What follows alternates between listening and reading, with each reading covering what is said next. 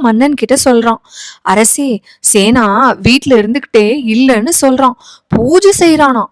பாதியில எழுந்தா பாவமா. இவன் உங்களை விட உயர்ந்தவனா பக்தியில? பகவானா இவனுக்கு படி இழக்கிறாரு? அரண்மனை சேவகம் அடிவயிறு காயாம இருக்கு. எனக்கு தெரிஞ்சு நிறைய பேர் இருக்காங்க இந்த மாதிரி உத்தியோகத்துக்கு. கூப்பிட்ட குரலுக்கு நாய் மாதிரி ஓடி வருவாங்க. தாசனா கால்ல கிடப்பாங்க. அவனோட திமிருக்கு நீங்க நல்ல தண்டனை கொடுக்கணும். இப்படி இல்லாட்டி இன்னும் உங்களை ரொம்ப அலட்சியம் செய்வான் அப்படின்னு நல்ல அரசர்கிட்ட கோள் மூட்டி விட்டான். அரசனும் ரொம்ப கோவத்தோட சேவகனை கூப்பிட்டு, அடே, அந்த சேனா வீட்டுல இருந்துகிட்டே இல்லைன்னு சொல்றானா. நீங்க எல்லாம் வீட்டுக்குள்ள புகுந்து சேனாவோட கைய காலு கட்டி கடல்ல எரிஞ்சிட்டு வாங்க அப்படின்னு கோவமா உத்தரவு போட்ட அதே சமயம் பெட்டியும் கையுமா சேனாவோட வடிவத்துல அங்க வந்தது யார் தெரியுமாங்க?